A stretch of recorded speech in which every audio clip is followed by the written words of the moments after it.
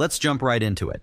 10. The autopsy that sold out. A man named Claude Ambroise Seurat was known for one thing: being alive and somehow still looking like a corpse. He was born in France in 1797 and weighed around 80 pounds as an adult, which is impressive considering he was also 5'7". He became a public exhibit where people could pay to stare at him. Doctors examined him, artists sketched him, and everyone agreed that something wasn't quite right. But the real highlight came after his death, when they held a live autopsy with tickets and an audience. Inside, they found that most of his organs were either missing or severely underdeveloped. His ribs were so close together they nearly touched, and his intestines were described as unusually small, which might explain the whole human xylophone appearance. Claude was buried shortly after the show and has not made a public appearance since. 9. The Green Children of Woolpit. Sometime in the 1100s, 2 children appeared near the village of Woolpit, England. They were confused, spoke no known language, and had green skin.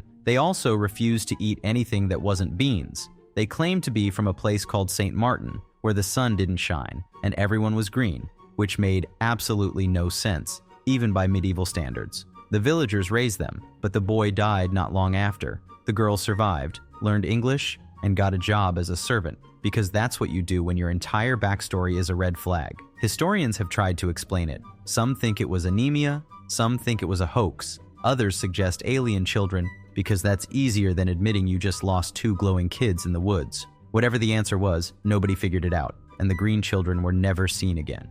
8. Skeleton Lake. In 1942, a British forest ranger was walking through the Himalayas when he found something strange. A small lake filled with skeletons. There were hundreds of them. Some still had flesh and hair, and all of them had massive skull fractures. Naturally, people assumed it was a battlefield, or a mass ritual, or possibly a haunted lake. It wasn't until the early 2000s that researchers figured it out. These people were part of a 9th century pilgrimage, and they were all killed the same way, by hail. Large, solid balls of ice falling from the sky at high speed. They had no shelter and nowhere to hide, so the hail just kept falling until nobody was left. Scientists confirmed the cause using forensics, bone scans, and weather data, but it didn't change much. Skeleton Lake is still full of bones and probably a really bad place to plan a picnic. 7. Religious self-torture. In medieval Europe, some people believed that physical pain brought them closer to God, so naturally they started hurting themselves voluntarily. These people were called flagellants. They would walk through cities whipping their own backs, sometimes for hours, sometimes for days, occasionally until the bones were visible. Others took things a step further. Some wore belts lined with metal spikes. Some gouged out their own eyes. One monk reportedly covered himself in beehives to suffer for the Lord and also for everyone nearby. None of this was considered unusual at the time. It was just another form of devotion, with significantly more bleeding. 6. The Cadaver Synod. In the year 897, Pope Stephen VI held a trial in Rome. The courtroom was prepared, the judges were seated, and the defendant Pope Formosus had been dead for almost a year. He was dug up, dressed in papal robes, and placed upright in a chair. He was accused of illegally becoming pope, violating church law by switching dioceses, and also of supporting the wrong political faction, which was apparently still a problem, despite him not having a pulse. The trial was known as the Cadaver Synod, and yes, that was the official name. Medieval Catholicism, you know. A deacon was forced to speak on Formosus's behalf, which mostly involved standing next to a slowly decomposing pope and pretending this was fine. Formosus was found guilty. His robes were removed, his blessing fingers were cut off, and his body was thrown into the Tiber River. Later, it was fished out, buried again, dug up again, and buried one more time. Church politics were going through a phase during those times. 5. Rat torture. Rat torture was one of the simpler medieval methods. It didn't require much, just a rat, a metal container, and a complete lack of empathy. The rat was placed on a person's bare stomach. A pot was placed over it, and then the pot was slowly heated. The rat, while panicking, would start to dig, and since it had nowhere else to go, it went in. The method was used to extract information, punish enemies, or send a message. The message was usually received very quickly. There were regional variations, but none of them made it better, especially not for the person lying down. 4.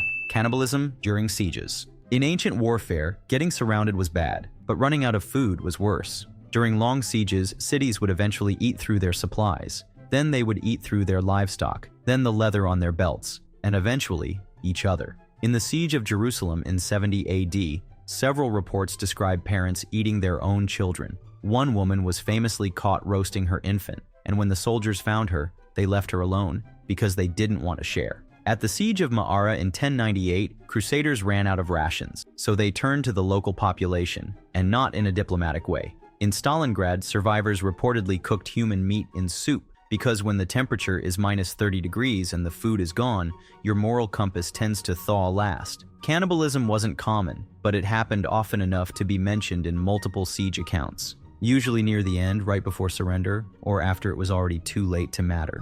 3. Victorian post-mortem photography.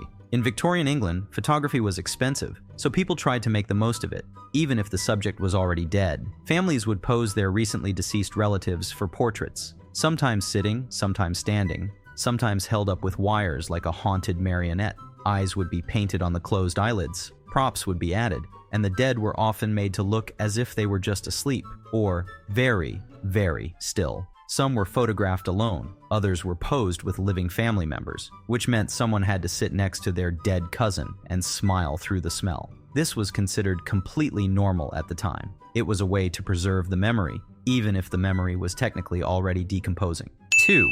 Human skull cups. For some warriors, killing the enemy wasn't enough. They also wanted to drink out of their head. Human skull cups have been found in multiple cultures: Scythians, Mongols, and probably anyone who ran out of regular mugs and didn't feel like waiting. The process was simple. Remove the skin, scoop out the brain, file down the edges, add decoration if you're feeling festive. The cups were often used in rituals, ceremonies, or victory feasts, because nothing says cheers like the top half of your enemy's face. 1. The Blood Countess. Elizabeth Bathory was a Hungarian noblewoman born in 1560. She was rich, powerful, and very committed to skincare. Basically a medieval Gwyneth Paltrow. According to legend, she believed that bathing in the blood of young girls would keep her looking youthful, so she started collecting young girls, and then stopped returning them. Witnesses claimed she kept torture chambers in her castle, that she beat, burned, or froze victims, that she bit chunks out of them, and that she drained their blood for personal use, mostly in tubs. Estimates of her body count vary, but the number, most often repeated, is 650. She was eventually caught, but since she was a noble, she wasn't executed. She was walled up inside her castle, alone in one room, until she died 4 years later. Her legend inspired vampire myths, blood rituals, and a lot of goth tattoos. But historically speaking, she was just a noblewoman who hated wrinkles more than the law. Speaking of the law, if you're wondering how people in today's times have fared with it, make sure to check out this video. If you enjoyed this one, press the like button and subscribe for more.